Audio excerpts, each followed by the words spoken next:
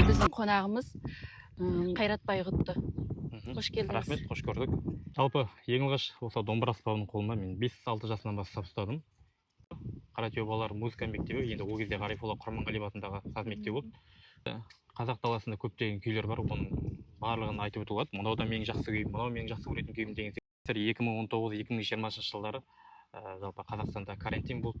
Яғни сол уақыттарда көптеген өнер жұлдыздары белгілі бір сахнаға шыға алмай, яғни үй жағдайында халыққа бір рух беру мақсатында, шабыт беру мақсатында өздерінің әндерін, шығармашылық кештерін, яғни онлайн түрде берді. Мен бір рухтандырмасқа деген мақсатпен бір шабыт деген күй шығардым.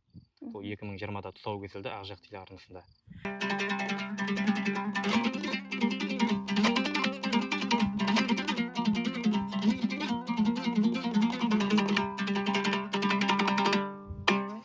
Әлде де ұзақ бөлімдер бар қарағанда. Уақыт тығыз болғасын. Әрине, енді қазақ пен домбыра ол екі ұғым ғой.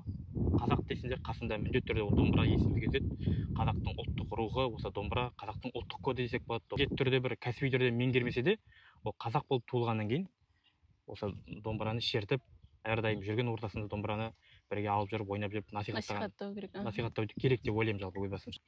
Құрметті Қаратөбе ауданының тұрғындары және қонақтары, сіздерді келіп жеткен ұлттық домбыра күнімен шын жүректен құттықтаймын. Отбасыларыңызға амандық, дендеріңізге саулық тілеймін.